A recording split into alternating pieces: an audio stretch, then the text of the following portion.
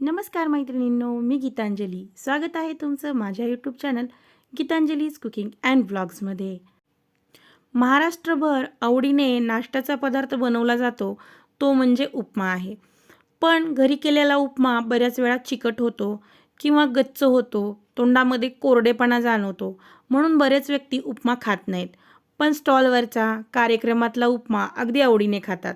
चला तर मग अगदी आचारी पद्धतीचा व्हेजिटेबल उपमा कसा करायचा याची रेसिपी आज मी तुमच्याबरोबर शेअर करणार आहे. त्यासाठी मी इथं 1 वाटी एवढा जाड रवा घेतला आहे. तुम्ही बारीक रवासुद्धा वापरू शकता, पण रवा आपल्याला मोजून घ्यायचा आहे.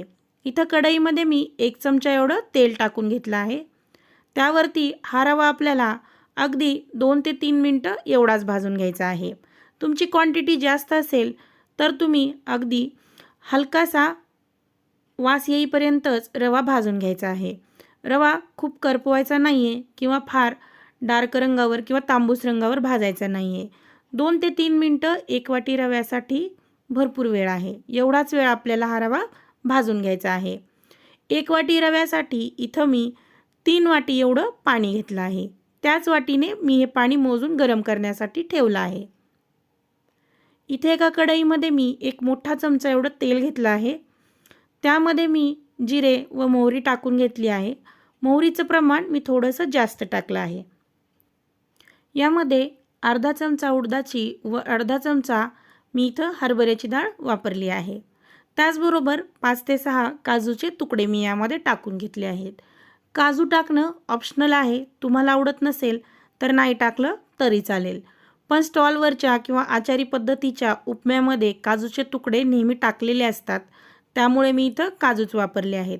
तुम्ही शेंगदाणेसुद्धा वापरू शकता. ज्या वाटीने पाणी व रवा मोजून घेतला आहे त्याच वाटीने अर्धा वाटी एवढा बारीक चिरलेला कांदा आपण इथं वापरला आहे. या रेसिपीमध्ये कांदा, पाणी व रवा यांचं अगदी परफेक्ट मोजमाप आहे. हे सर्व मोजमाप जर तुम्ही परफेक्ट वापरलं अगदी आचारी पद्धतीचा तुमचा उपमा तयार होईल. इथं मी चवीनुसार हिरवी मिरची टाकून घेतली आहे. तुम्ही तुमच्या आवडीप्रमाणे तिखट कमी जास्त करू शकता.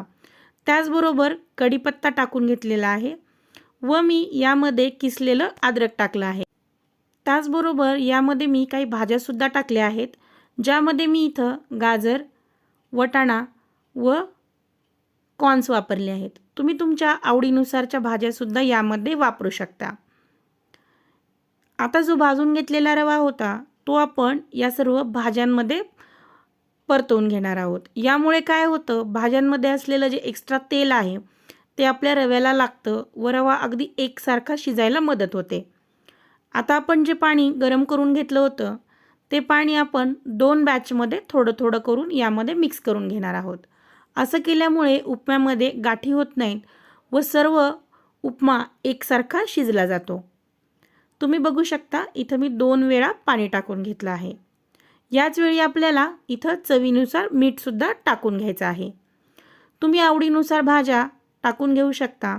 त्याचबरोबर या रेसिपीमध्ये अद्रक मी आवर्जून टाकले आहे, कारण आचारी जे आहेत ते अद्रक जरूर वापरतात. त्यामुळेच त्यांच्या उपम्याची जी टेस्ट आहे ती खूप छान व वेगळी लागते. तुम्ही अद्रकचे तुकडे टाकू शकता किंवा अद्रक किसूनसुद्धा वापरू शकता. आता आपण हे 2 मिनिटासाठी अगदी बारीक गॅसवरती शिजवून घेणार आहोत. तुम्ही बघू शकता अगदी परफेक्ट असा आपला उपमा इथं तयार झाला आहे. हे सर्व मोजमाप अगदी परफेक्ट आहे. तुम्ही सुद्धा अशा पद्धतीचा आचारी उपमा नक्की करून बघा. न खाणारी लोकंसुद्धा अगदी आवडीने हा उपमा खातील. तुम्हाला ही व्हेजिटेबल उपम्याची रेसिपी कशी वाटली मला कमेंट करून नक्की सांगा व तुम्हीसुद्धा हा व्हेजिटेबल उपमा नक्की करून बघा. व्हिडिओ आवडला असेल तर चॅनलला लाईक, शेअर व सबस्क्राईब नक्की करा. तोपर्यंत मस्त खा व खुश राहा. थँक्यू.